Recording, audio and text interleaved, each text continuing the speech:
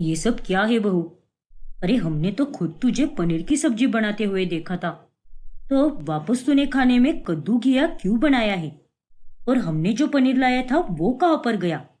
माफ करना पापा जी, वो क्या है ना, मैंने पनीर की सब्जी जरूर बनाई थी, लेकिन वो सब्जी हमारे लिए थी ही नहीं, बल्कि वो तो हमारी पड़ोसन सुनीता जी के लिए बनाई थी। दरअसल उनके घर पर कुछ मेहमान आ गए थे ना, तो वो सब्जी मैंने उन्हें दे दी।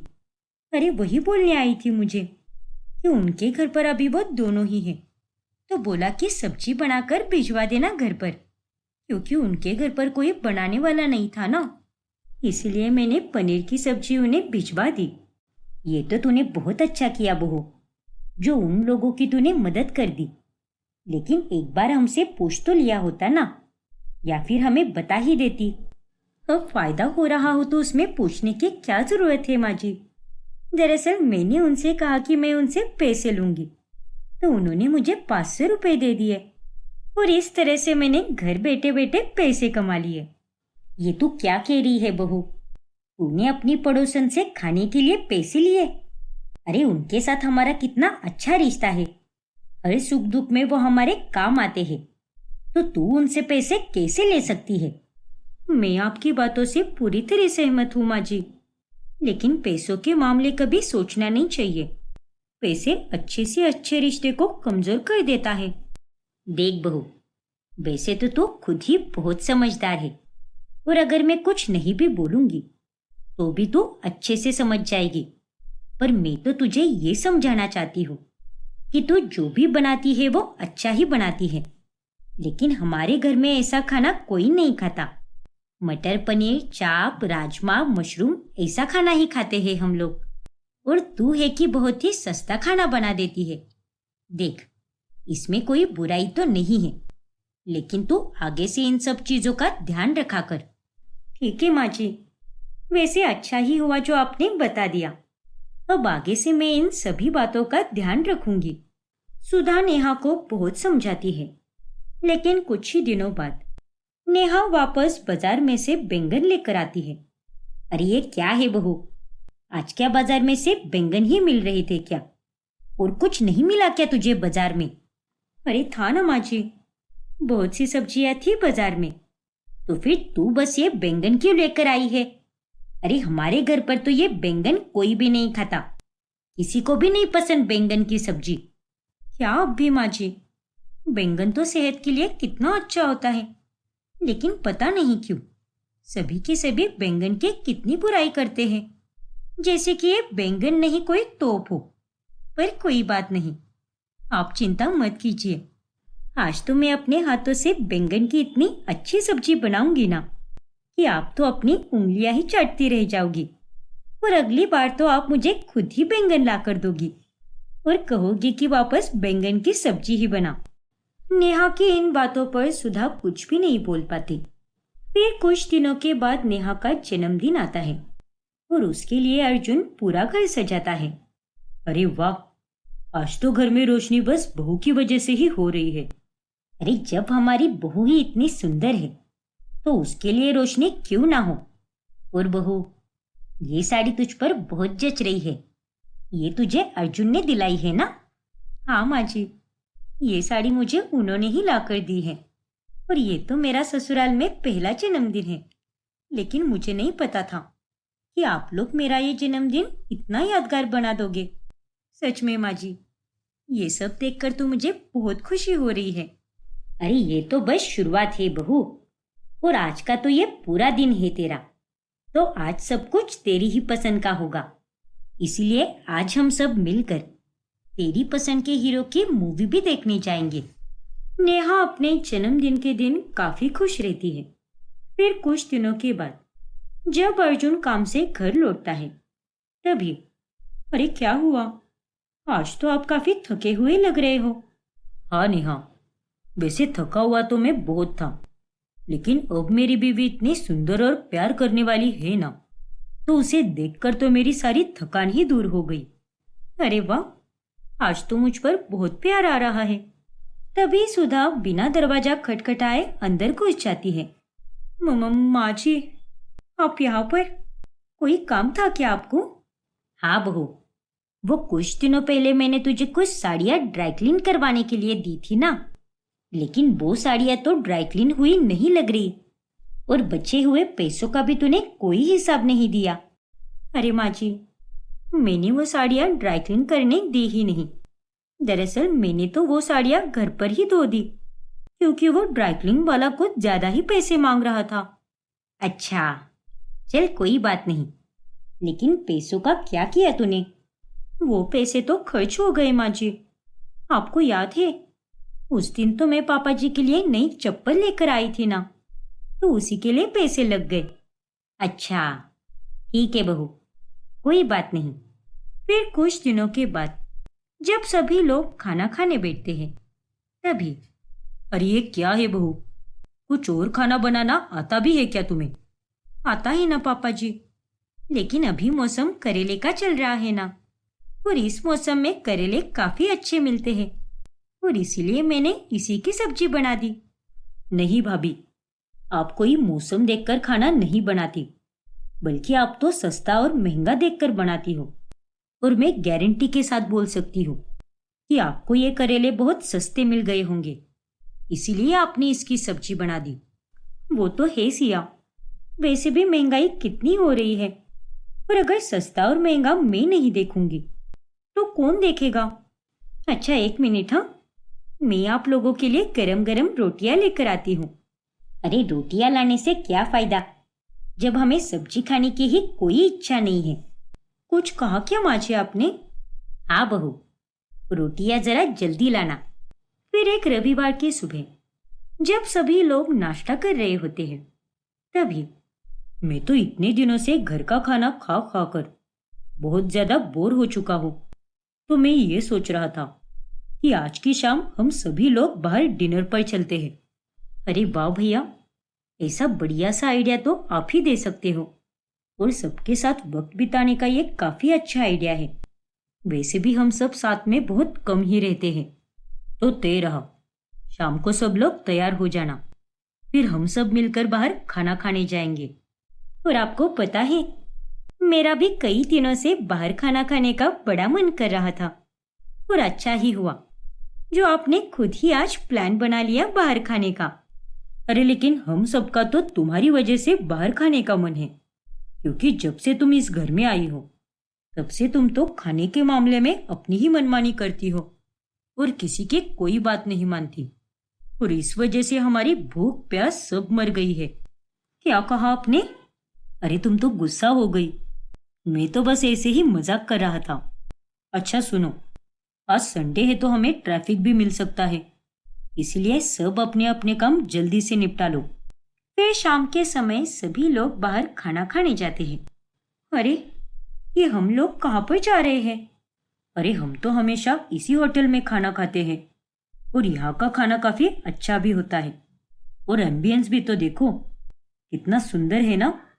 नहीं नहीं, इसमें तो ऐसी कोई खास बात नहीं है। मैं तो आप सबको ऐसी जगह खाना खिलाऊंगी ना कि आप सब तो कभी नहीं भूलोगे। पर कहाँ लेकर जा रही हो हमें? देखो नेहा, आज का दिन हम अच्छे से बिताना चाहते हैं, और तुम यहाँ पर खाना खाकर तो देखो, तुम्हें बहुत अच्छा लगेगा। हाँ बाबा, वो खाना भी अच्छा ही होगा, पर आप सबको मेरे टेस्ट पर भरोसा नहीं है क्या? अब जल्दी से आप सब लोग मेरे साथ चलो। फिर नेहा सबको साथ लेकर एक जगह जाती है। अरे बहू, हमें ये नाले के पास क्यों लेकर आई हो तुम? क्या पापा जी, आपको तो बस ये नाला ही दिख रहा है, इतना बड़ा ढाबा नहीं दिखाई दे रहा क्या? और आज तो हम सभी लोग इसी ढाबे का खाना खाएंगे, काफी सस्ता है, और इसका स्वाद तो पूछो ही मत। नहीं बहू, मुझे नहीं लगता कि मैं यहाँ का खाना खा भी पाऊंगी। हम वही चलते हैं जहाँ हमें अर्जुन लेकर गया था। अरे आप इतनी चिंता क्यों करती हो माँ जी? अंदर तो चलो ना मेरे साथ, और आप सब भी चलो। अरे आज तो आपको असली स्वाद का पता चलेगा। अरे ये सब क्या है बहू, एक बार के लिए तुम मेरे बारे में भी तो सोच लेती ना। अरे ये जगह देख कैसी है, ऊपर से सस्ते खाने के चक्कर में कहीं मुझे महंगी दवाई ना खानी पड़ जाए। आप तो बहुत ही सोचते हो पापा जी। अरे बड़े बड़े होटल तो बस दिखने में अच्छे होते हैं, लेकिन वहां पर वो स्वाद कभी नहीं मिल पाता जो स्वाद यहाँ के ढाबे में मिलता है। और आपको पता है क्या, यहाँ पर खाना खाने के लिए दूर दूर से लोग आते हैं। नहीं बहू, हमें तो तू पास के होटल में ही लेकर चल।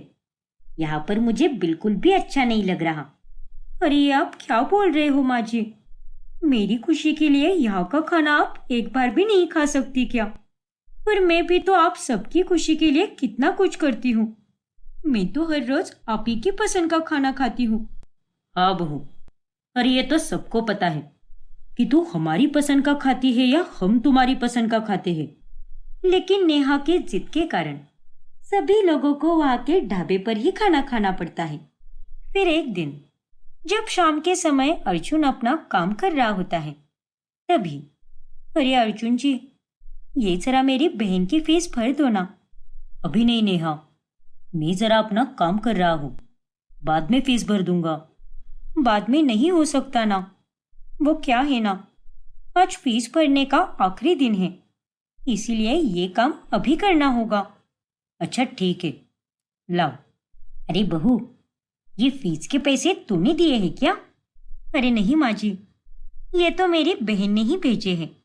वो क्या है ना, शादी से पहले मैं ही उसकी फीस भरती थी और अब मुझे अपने बर्तन साफ करने हैं ना, इसलिए मैं ये काम अर्जुन को बता रही हूँ।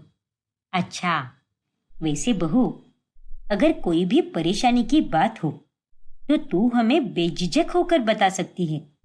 हाँ माँ जी, ये बात तो मुझे अच्छे से पता है, क्योंकि आप भी तो मेरा ही परिवार हो ना। लेकिन आप चिंता मत कीजिए, ऐसी वैसी कोई बात नहीं है। फिर कुछ दिनों के बाद सिया और नेहा दोनों सब्जियां लेने सुपरमार्केट जाती है। आपको पता है भाभी, जब से आप शादी करके इस घर में आई हो ना, तब से तो मैं सुपरमार्केट आई भी नहीं हूँ। वरना पहले तो मैं और माँ यहाँ पर हर हफ्ते आया करते थे। अरे आप लोग तो खामखा ही यहाँ पर आते हो, बस यहाँ की सब्जियों पर स्टिकर लगाया होता है और इसी वजह से यहाँ की हर सब्जी बहुत महंगी मिलती है। ऐसी बात नहीं है भाभी, यहाँ का सारा सामान अच्छी क्वालिटी का होता है। अच्छा भाभी, मैं टोफू, मशरूम, एवोकाडो और ब्रोकली ले रही हूँ, तो आज तो आप ब्रोकली ही बनाना। आपको पता है, हमारे घर में सबको ब्रोकली बहुत पसंद है। अरे लेकिन सिया, घर में तो पहले से ही काफी सारी सब्जियां हैं, तो फिर वापस इतनी सब्जियां लेने की क्या जरूरत है? देखिए भाभी, आपको हमारे घर आए हुए काफी समय हो गया है, इसलिए मैं आपको अच्छे से जान गई हूँ। और तो और मुझे ये भी पता है कि इस वक्त घर में कौन कौन सी सब्जियां होंगी।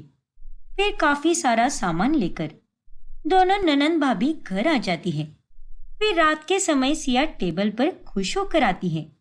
आपको पता है माँ, आज सुपरमार्केट से तो मैं भाभी के साथ काफी सारी सब्जियां लेकर आई हूँ। देखना, आज तो भाभी ने कुछ अलग ही बनाया होगा और उसे देखकर आपको बहुत खुशी होगी। हाँ बेटा, हम सब भी उसी खाने का इंतजार कर रहे हैं।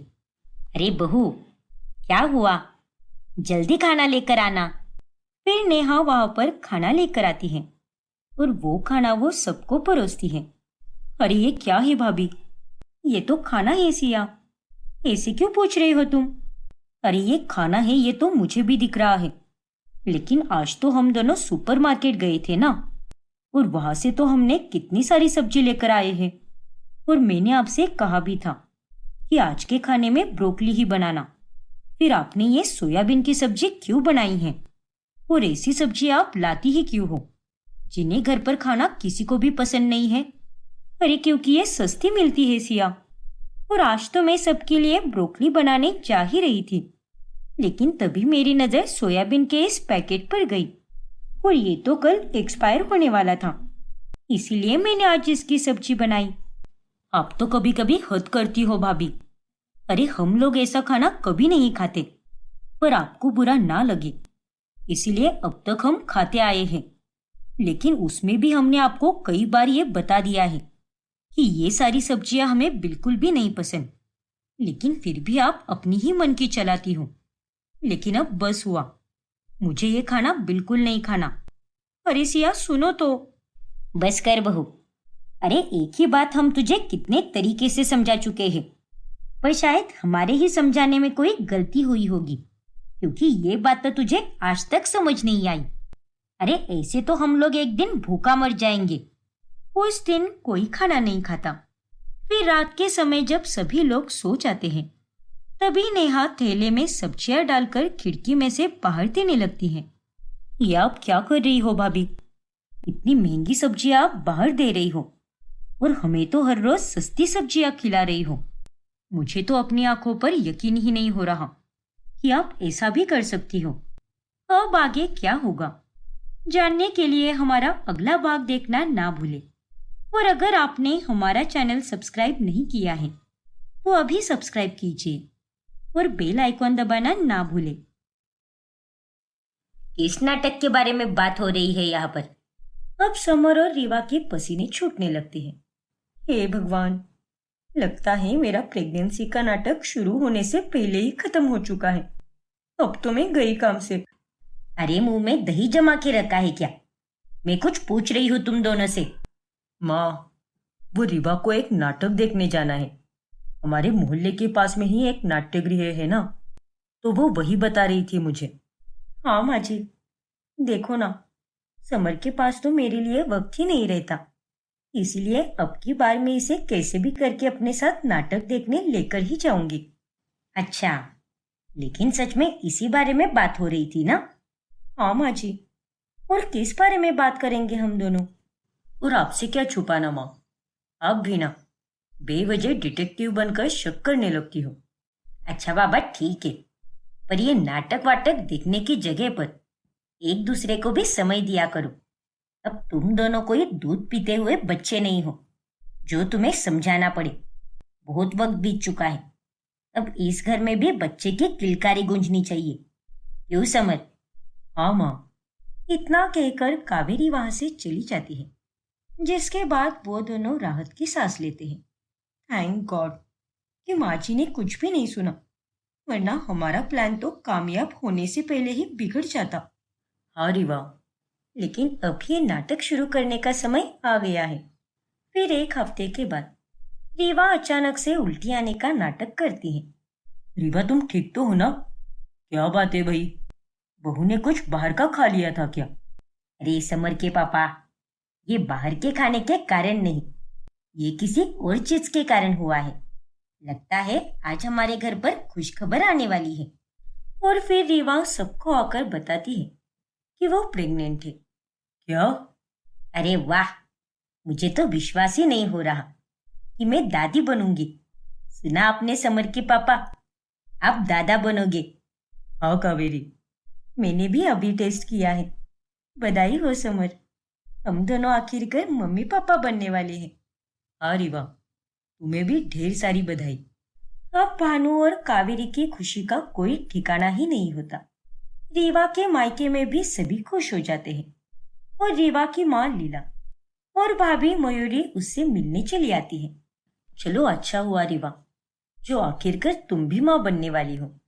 हाँ भाभी, मैं तो बहुत खुश हूँ लाडू। मुझे तो इसी बात की चिंता थी कि तू और दामाद जी बच्चे के बारे में कब सोचोगे। चलो अब अच्छा ही हुआ, सब सही समय पर अच्छे से हो गया। हाँ माँ, सच कहूँ तो मैं भी बहुत खुश हूँ। हाँ, थोड़ी बहुत तकलीफ हो रही है, पर उस तकलीफ में भी बहुत मजा आ रहा है, प्यार है। और भाभी, आपकी बात अब मुझे समझ आ रही है धीरे धीरे। मैंने कहा था ना रीवा, वक्त के साथ तुम जरूर समझ जाओगी। रुकिए, मैं आप दोनों के लिए चाय और नाश्ता लेकर आती हूँ। अरे बेड बेड, उसकी कोई जरूरत नहीं है। ये देख, मैंने इन दोनों के लिए चाय और नाश्ता बना दिया है। अरे लेकिन माँ जी, आपने ये सब क्यों किया? हाँ काकी जी, आपने इतनी दिक्कत क्यों ली? मैं बना देती ना नाश्ता। अरे कोई बात नहीं, और उसमें क्या होता है, मैं इतनी भी बूढ़ा नहीं गई हूँ। मेरे हाथ पांव अभी भी सही सलामत हैं। वैसे भी अब अपनी बहू की सेवा नहीं करूंगी तो कब करूंगी?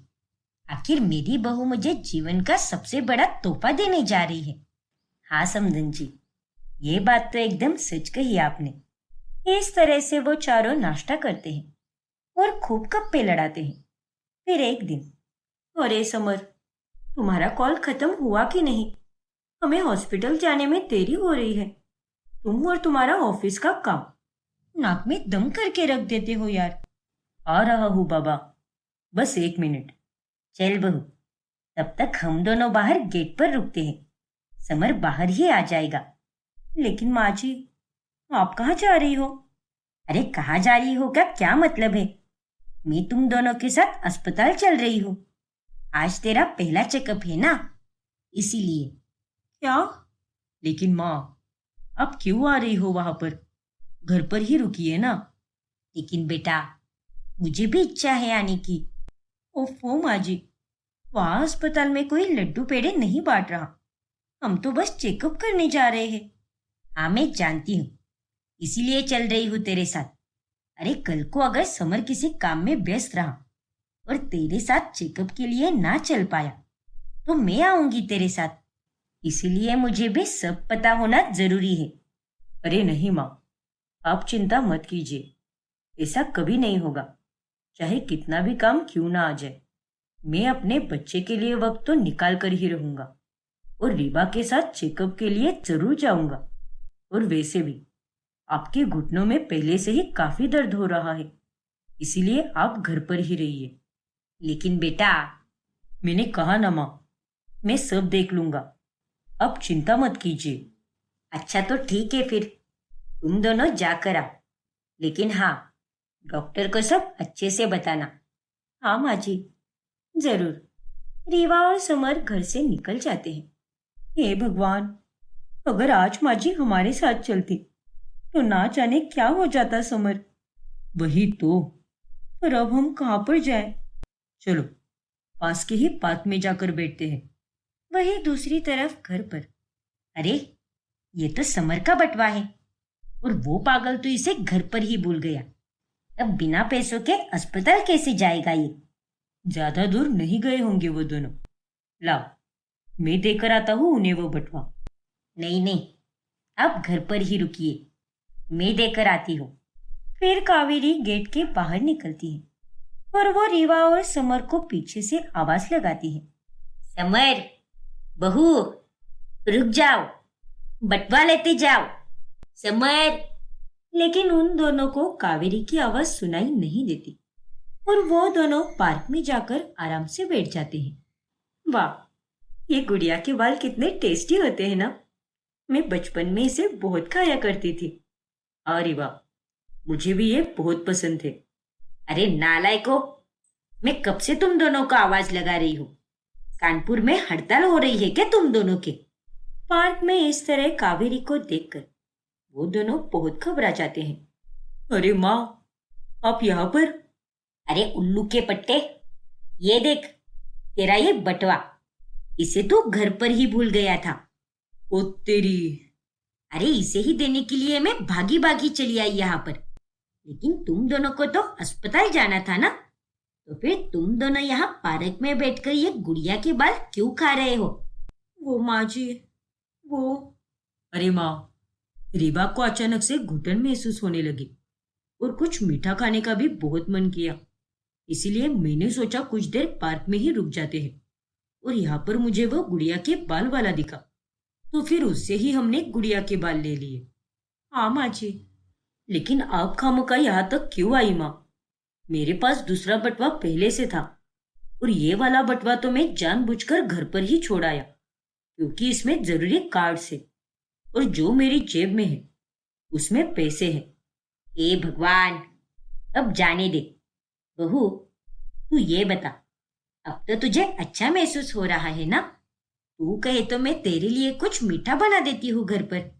चल वापस, चेकअप शाम में करा लेना।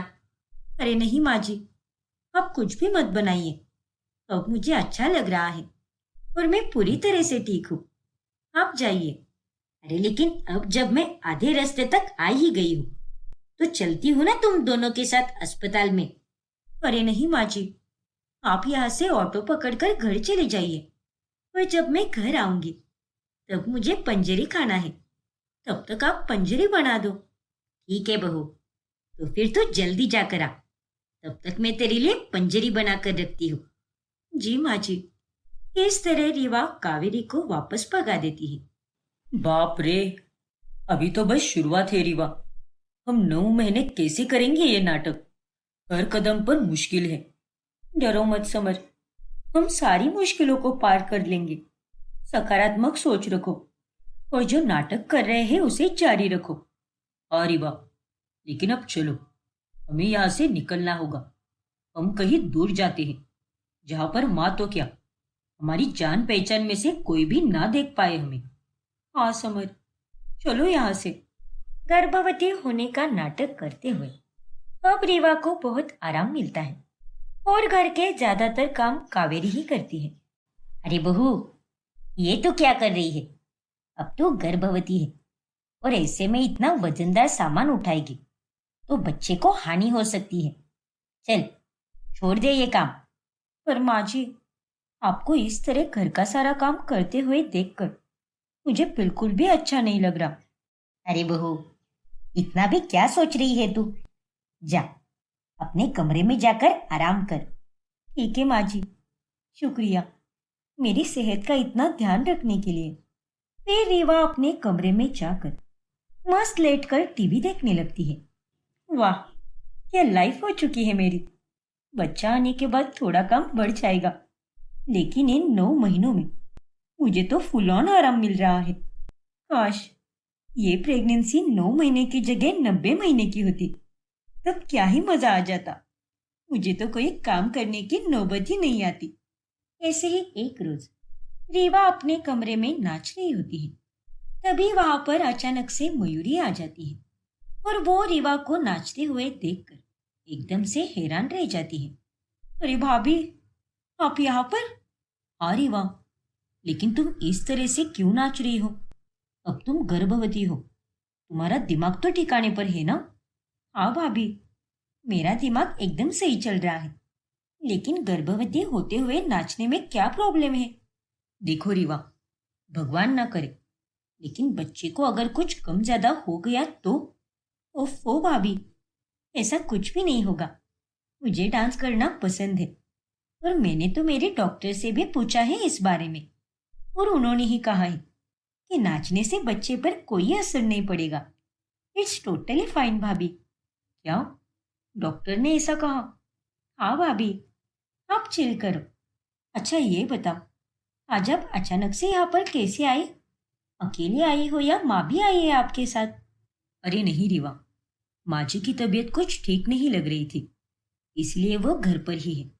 लेकिन मैंने तुम्हारी पसंद के पकवान बनाए थे, इसलिए इन्हें डब्बे में भरकर लेकर आई हूँ तुम्हारे लिए। वाह वाह वाह, क्या खुशबू आ रही है।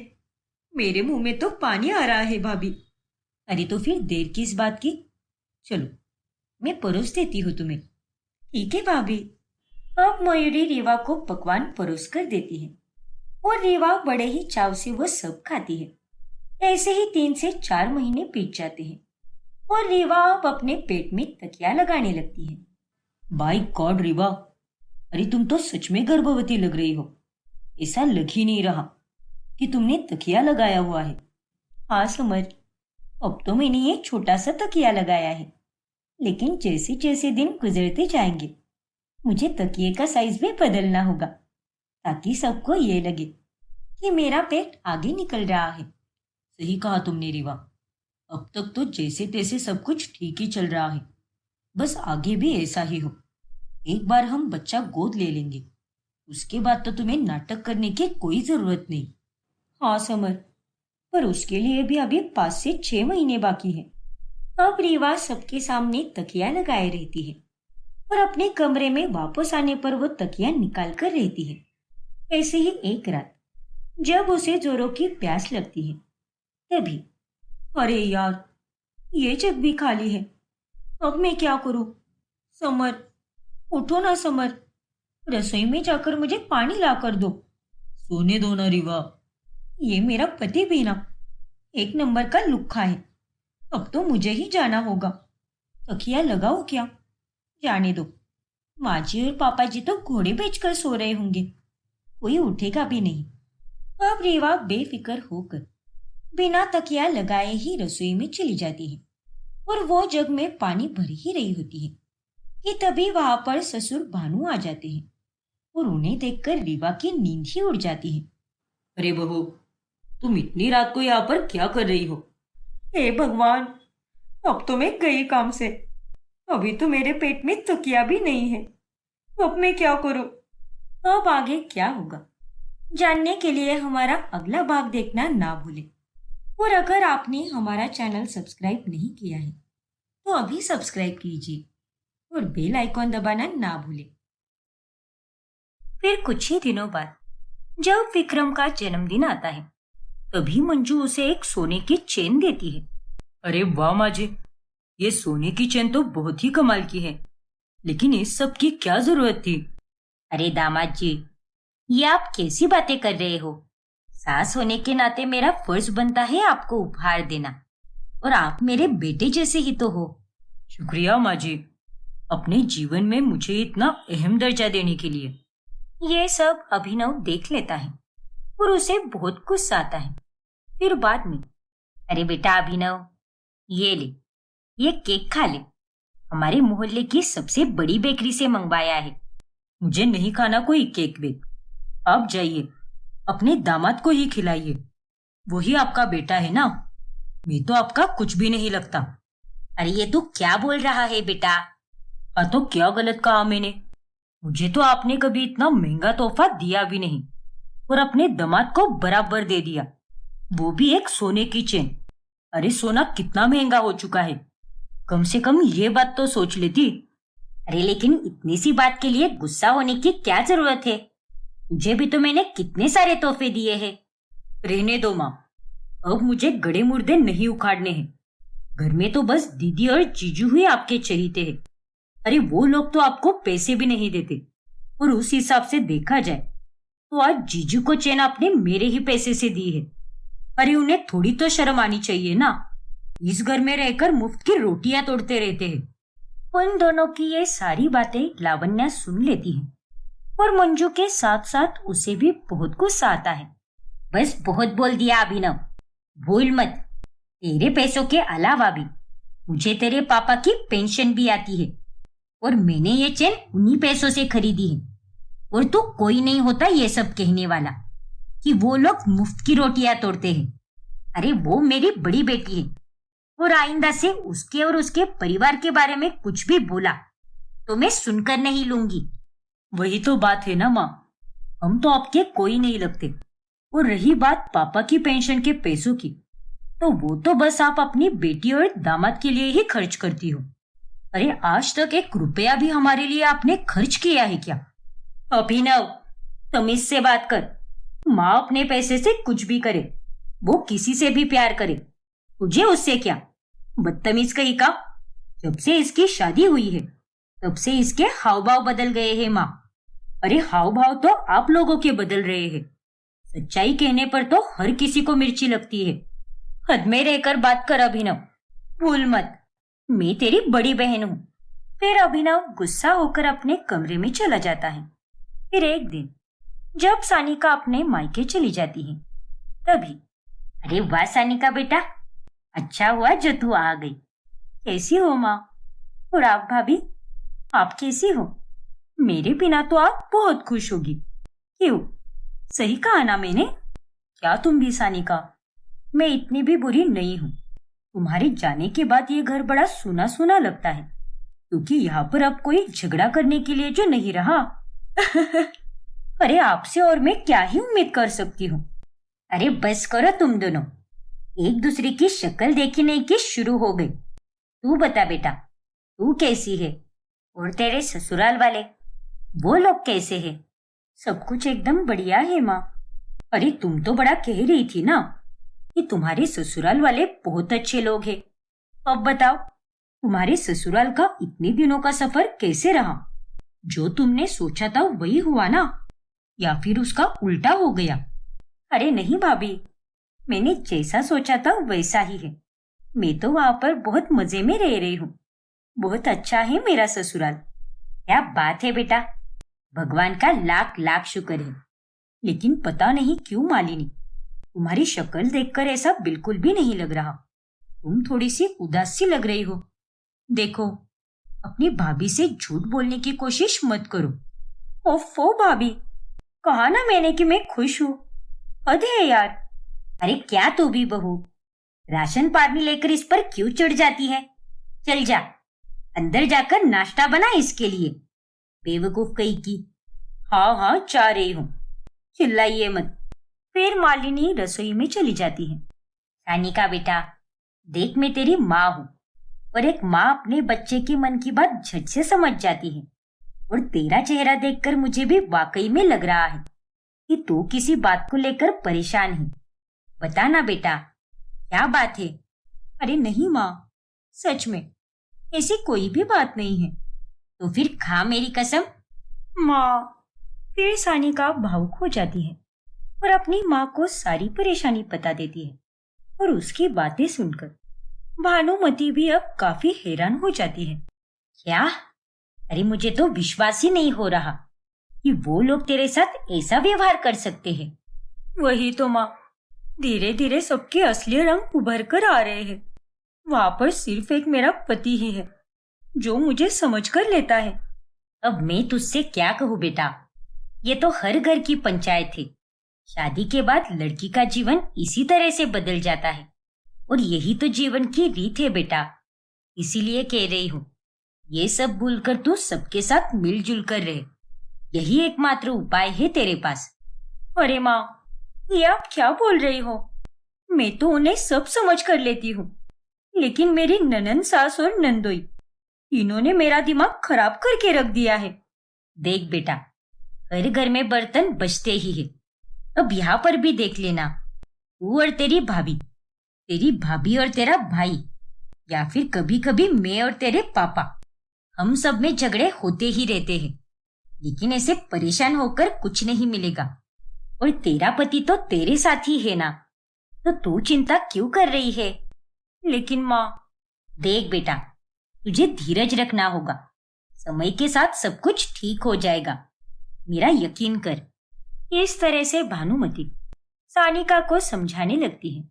फिर वापस अपने ससुराल जाने के बाद सानिका देखती है कि अभिनव अब भी दुखी है। अब मुंह लटकाने से क्या होगा अभिनव? अगर तुम पहले से ही इसके लिए आवाज उठाते तो माँ जी तुम्हारी अच्छाई का फायदा नहीं उठाती। तुमने हमेशा चुप रहना ही सही समझा, और ये सब कुछ उसी का नतीजा है जो हम दोनों को भुगतना पड़ रहा है। हाँ सानिका, तुम सही कह रही हो। सारी गलती मेरी ही है, लेकिन मेरा दिल दीदी की तरह बिल्कुल नहीं है। दीदी और जीजू तो एकदम बेशर्म है, पर मैं वैसा बिल्कुल नहीं हूँ। लेकिन इतना अच्छा बनकर भी क्या फायदा अभिनव, जब सामने वाले को उसकी कदर ही ना हो। ऐसे ही एक रोज जब सानिका बाजार के रास्ते से गुजर रही होती है, तभी वो लावण्या और विक्रम को एक बड़े से रेस्टोरेंट के बाहर से निकलते हुए देख लेती है। अरे, ये तो दीदी और नंदोई जी है, लेकिन ये इतने महंगे रेस्टोरेंट में क्या कर रहे थे? और इन दोनों में से एक ने भी माँ जी से आज पैसे भी नहीं मांगे। लगता है आज नंदोई जी ने खुद के पैसे ही निकाले हैं और उन्हीं पैसों से खाना खा रहे होंगे। इतने चालाक लोग हैं ये। घर पर तो 1 रुपया भी नहीं देते और अभी रेस्टोरेंट में खुद के जमा हुए पैसे उड़ा रहे हैं। खुद पर उड़ाने के लिए बराबर पैसे निकलते हैं इनके। फिर घर जाकर सानिका मंजू को छोले कुलचे खाते हुए देख लेती है। छोले कुलचे कैसे हैं माँ जी? बहुत ही स्वादिष्ट दामाद जी। अरे ये क्या नंदोई जी, आप और दीदी तो अभी एक महंगे रेस्टोरेंट से खाना खाकर आए हो ना, तो आप लोगों को माँ जी के लिए भी वहीं से खाना लाना चाहिए था। तो फिर आपने ये ठेले वाले छोले कुलचे क्यों लाए हैं? ये तो गलत बात है ना। आपने अपने लिए बराबर खर्चा किया, लेकिन माँ जी के बारे में विचार तक नहीं किया आपने। सानिका की ये बातें सुनकर विक्रम और लावण्या थोड़े घबरा जाते हैं। ये निकम्मी सानिका भी ना, माँ को तो हमने बताया भी नहीं कि हम दोनों 5 स्टार रेस्टोरेंट में गए थे, वो भी अपने ही पैसों से, और ये यहाँ पर हमारी वाट लगा रही है। चुप रहे बहू, मेरी बेटी और दामाद दोनों को पता है कि मुझे छोले कुलचे कितने पसंद है। इसीलिए उन्होंने महंगे रेस्टोरेंट का बेस्वाद खाना लाने की जगह ठेले वाले छोले कुलचे लेकर आए। क्योंकि वो मुझे बहुत पसंद आते हैं। और तू अपनी टिप्पणी मत दे और हम लोगों के बीच में फूट डालने की कोशिश भी मत कर। पर माँ जी, मैं तो बस ये कह रही थी कि सानिका, मुंह कम और हाथ ज्यादा चलाओ, और अगर तुम्हारा आग में घी डालने का काम हो गया हो तो जाओ, जाकर शाम के खाने की तैयारियां करो। मंजू अपनी बेटी की तरफदारी करके सानिका को चुप करा देती है और इस बात से सानिका का माथा गर्म हो जाता है। पता नहीं समझते क्या है ये लोग खुद को। उम्र और रिश्ते में छोटी हूँ, इसीलिए सबका सुन कर लेती हूँ, वरना मैं तो सबकी बैंड बजा देती। दीदी और नंदोई जी तो माँ जी के साथ बस पैसों के खातिर ही अच्छे हैं, और उन्हें माँ जी की तो कुछ भी नहीं पड़ी। और ये बात आज मुझे साफ साफ पता चली है। लेकिन अब भगवान ही जाने कि ये बात माँ जी को कब समझ आएगी। दिन गुजरने लगते हैं और अब अभिनव और मंजू के बीच थोड़ी बातचीत भी होने लगती है। ये लो माँ, ये जुकाम की दवाई है, जरा अपना ध्यान रखा करो ना। शुक्रिया बेटा, अब ध्यान तो मैं रखती ही हूँ, लेकिन इस ठंड ने परेशान करके रखा है, और ऊपर से मेरे कमरे का हीटर भी ठीक से काम नहीं करता। फिर रात में माँ जैसी भी हो, लेकिन मुझसे उनकी ये हालत देखी नहीं जा रही। दीदी और जीजू तो बस अपना स्वार्थ ही देखते हैं, लेकिन मैं अपनी माँ के लिए नया हीटर जरूर खरीदूंगा। हाँ अभिनव, मैं भी तुम्हें अभी वही बोलने वाली थी। बाकी का गुस्सा अपनी जगह पर और माँ जी की सेहत अपनी जगह पर। एक जिम्मेदार बेटा और बहू का फर्ज निभाते हुए अभिनव और सानिका मंजू के लिए एक नया हीटर लाते हैं। शुक्रिया बेटा, अच्छा हुआ जो तू मेरे कमरे के लिए एक नया हीटर लेकर आ गया। अब मुझे कोई दिक्कत नहीं होगी। लेकिन ये थोड़ा अलग हीटर है माँ, सानिका आपको समझा देगी कि इसे इस्तेमाल कैसे करना है। ठीक है बेटा। वो नया हीटर विक्रम और लावण्या को भी बहुत पसंद आता है।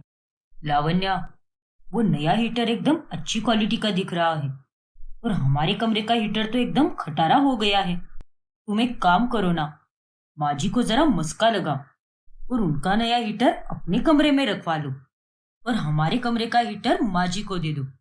हाँ विक्रम, मुझे भी नया वाला हीटर बहुत पसंद आया है। तुम फिक्र मत करो। माँ को अपनी बातों में फंसाना मेरे बाएं हाथ का खेल है, और वह जरूर मान जाएगी, और वो नया वाला हीटर हमें खुशी खुशी दे देगी। और ऐसे ही होता है। लावण्या मंजू के सामने थोड़ा बहुत नाटक करती है, जिसके बाद भावनाओं में बहकर मंजू अपने कमरे का नया वाला हीटर उसे दे देती है, और उसके कमरे का पुराना हीटर वो अपने कमरे में रख लेती है। और यही जानकर अभिनव को बहुत गुस्सा आता है। ये आपने क्या किया माँ? अरे वो नया हीटर मैंने आपके लिए लाया था, तो फिर आपने उसी दीदी को क्यों दे दिया? हाँ तो उसमें क्या हो गया? उनके कमरे में 3 लोग सोते हैं, और मैं तो यहाँ पर अकेली सोती हूँ, तो मुझसे ज्यादा हीटर की जरूरत उन लोगों को है। और लावण्या के कमरे का हीटर इतना भी खराब नहीं हुआ है, एकदम ठीक से चलता है, और जब तक ये काम कर रहा है तब तक मेरा कमरा भी गर्म रहेगा, और मुझे कोई परेशानी भी बिल्कुल नहीं होगी। पर माँ जी, आपकी उम्र हो चली है, और ऐसे में आपको ज्यादा ठंड लगती है, और उन लोगों के कमरे का हीटर इतना भी अच्छा नहीं है जितना ये नया वाला है। रहने दो सानिका, अरे इन्हें इनकी बेटी और दामाद के आगे कुछ भी नहीं दिखता। इनसे बहस करके कोई फायदा नहीं है, चलो यहाँ से। अरे एक हीटर लगवाकर तूने मुझ पर कोई एहसान नहीं किया है। पता नहीं क्या हो गया है तुझे। एक ही घर में रहकर लावण्या और दामाद जी से तू इतनी नफरत क्यों करने लगा है? हमें किसी से भी नफरत करने का शौक नहीं है माँ, हमें बस गुस्सा आ रहा है, और ये सब आपके द्वारा किए गए भेदभाव के कारण हो रहा है। जाने दीजिए, सुबह सुबह ये सब बातें निकालकर मुझे कोई कलेश नहीं करना है। इतना कहकर अभिनव वहां से चला जाता है। रोज रोज घर में होने वाली झगड़ों से परेशान होकर एक रोज सानिका अपनी पड़ोस की सहेली वंदना के पास जाती है, और वो उसे अपनी सारी परेशानियां बता देती है। हे भगवान, वैसे सच बताओ सानिका, तो जो तेरा हाल है ना, मेरा भी ठीक वैसा ही हाल है बहन।